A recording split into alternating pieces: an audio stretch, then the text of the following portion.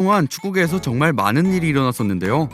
저희들에게 국뽕을 선사해 주었던 U20 월드컵 결승 진출이나 저희들을 화나게 했던 호날두 노쇼 사건도 전부 작년에 일어났던 일들이었죠. 그래서 한 해가 마무리된 지금 2019년 한 해 동안 일어난 축구 이슈 탑5에 대해 한번 알아보도록 하겠습니다. 여기 나오는 이슈들은 제가 개인적으로 충격을 많이 받은 이슈들로 선정했다는 점을 알아주시면 감사하겠습니다. 그럼 지금 바로 시작하겠습니다.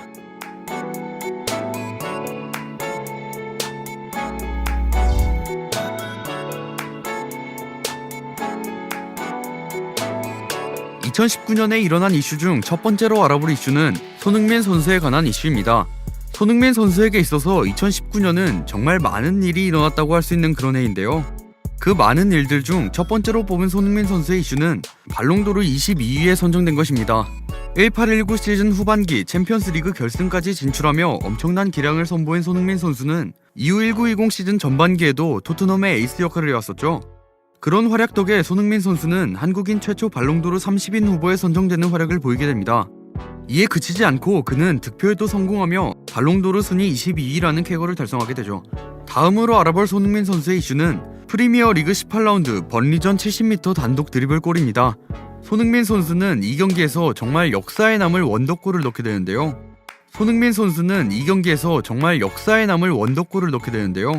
토트넘의 페널티 라인 인근에서부터 드리블을 시작해 상대팀 페널티 라인까지 무려 73m의 거리를 질주하며 원더골을 기록한 것이었죠.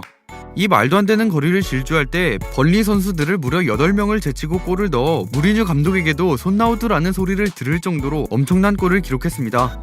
이 골을 기록할 때의 퍼포먼스뿐만 아니라 세운 기록도 역대급이었는데요.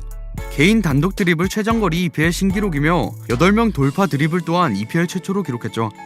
다음으로 알아볼 손흥민 선수의 이슈는 3번의 다이렉트 퇴장입니다.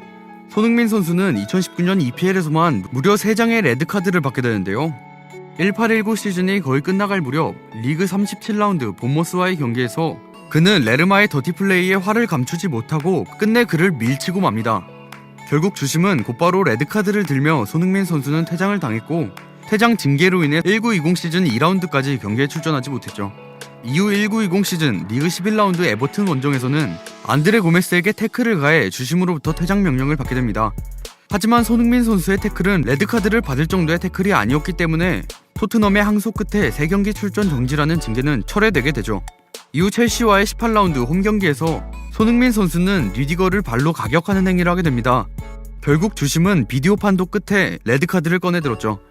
경기 후 3경기 출전 정지를 받은 손흥민 선수는 이렇게 허무하게 2019년 공식 경기를 마치게 되었습니다. 결국 1년에 3번 레드카드를 받은 손흥민 선수는 9시즌 만에 EPL에서 1년 3회 이상 퇴장을 당한 선수가 되었죠. 2020년이 되었지만 사우스햄튼전까지 출전하지 못하고 이후 경기부터 출전할 수 있는데요. 손흥민 선수가 앞으로 더욱 성숙해진 모습으로 돌아와 활약을 이어가셨으면 좋겠습니다. 두 번째로 알아볼 이슈는 메시의 발롱도르 수상입니다. 발롱도르는 한 해 최고의 활약을 펼친 축구선수에게 주어지는 상으로 축구선수들에게 있어서 가장 수상하고 싶은 그런 상인데요. 2019년 발롱도르의 유력 후보는 메시와 반다이크였습니다.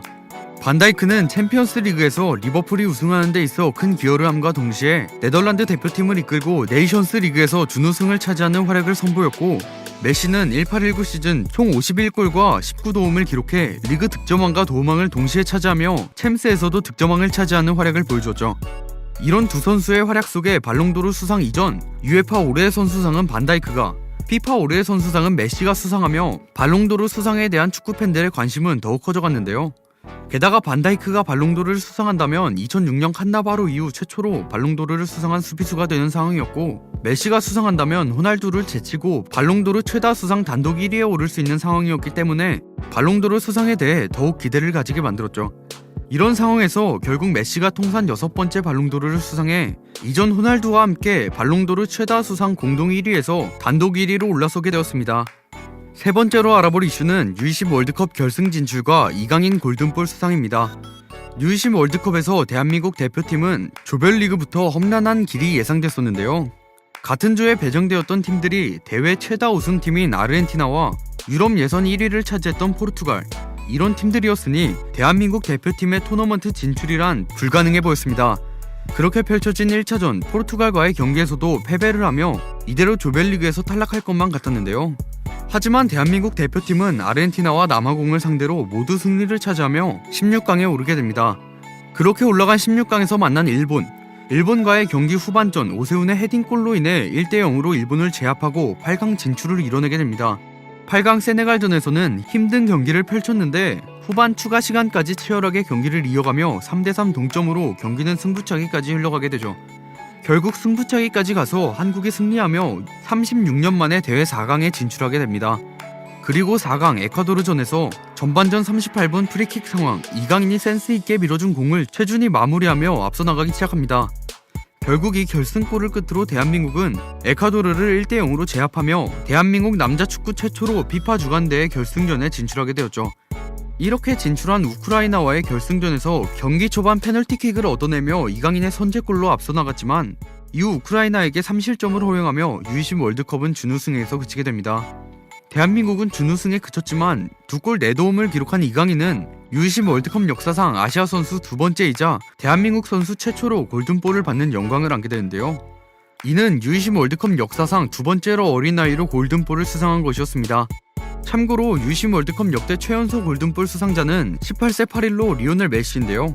만 18세의 나이로 골든볼을 수상한 사람은 메시 이래 14년 만이라고 하네요. 어린 선수들이 보여준 이 활약만큼 앞으로 더욱 성장해 대한민국 대표팀에서 좋은 활약을 보여주었으면 좋겠습니다. 네 번째로 알아볼 이슈는 포체티노 감독의 경질입니다. 사실 포체티노의 경질 이전에도 포체티노 감독의 경질에 관한 이야기는 계속해서 접해왔었는데요. 이번 시즌 초반 너무나도 극심한 부진 때문이었죠. 이번 시즌 토트넘은 리그 12경기를 치르는 동안 단 3번밖에 승리를 따내지 못했고 결국 리그 순위 14위라는 충격적인 성적을 보여주고 있었습니다. 게다가 카라바오컵에서는 4부 리그 팀을 상대로 패배하는 안타까운 모습도 보여주었죠. 이런 부진 속에서 토트넘은 이번 시즌 동안 치른 총 17경기 중에서 단 5번의 승리밖에 따내지 못했습니다. 하지만 이런 부진 속에서도 포체티노의 경질은 정말 충격적이었는데 그 이유가 이전까지 포체티노가 보여주었던 업적 때문이었죠. 그는 2014년 토트넘에 부임해 토트넘을 꾸준히 챔스에 나가는 팀으로 만들었고 결국 18-19 시즌 챔스 결승 진출이라는 역사를 쓰게 됩니다. 토트넘 구단 역사상 처음으로 챔스 결승에 진출한 것이었는데요.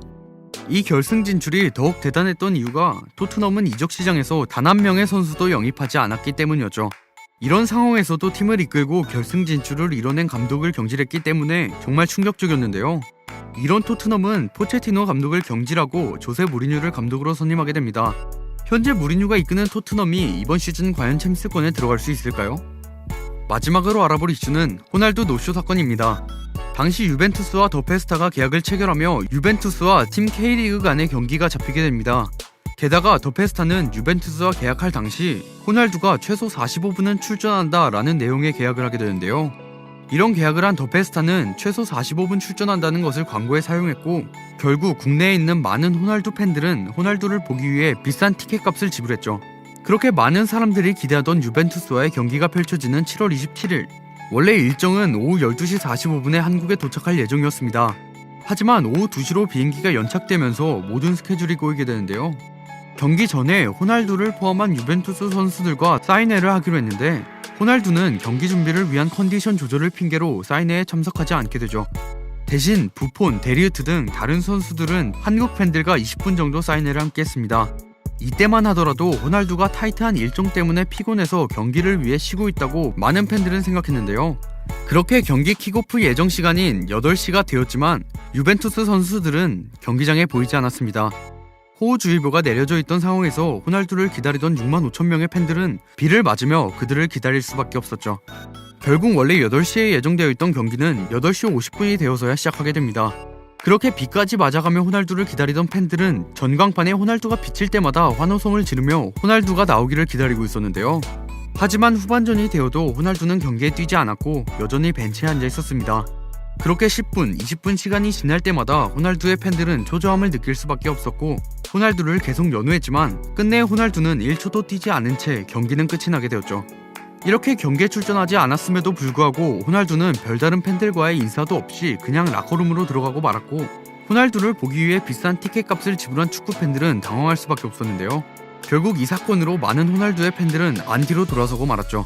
호날두를 보기 위해 거액의 티켓값을 지불하였지만 결국 본 것이라고는 짜증이 섞인 호날두의 얼굴을 전광판으로만 볼 수 있었으니 말이죠. 이에 화가 난 한국 팬들의 항의가 계속 이어졌고 사리 감독은 국내 기자와의 인터뷰에서 호날두를 보고 싶으면 자신이 비행기 값을 내주겠다라는 망언을 하게 됩니다. 당시 통역을 맡았던 알베르토가 오해가 될 소지가 있다고 해서 이를 통역하지 않았는데 이탈리아 언론을 통해 이 말을 한 사실이 드러나면서 국내 축구 팬들은 한 번 더 화가 날 수밖에 없었죠. 여기까지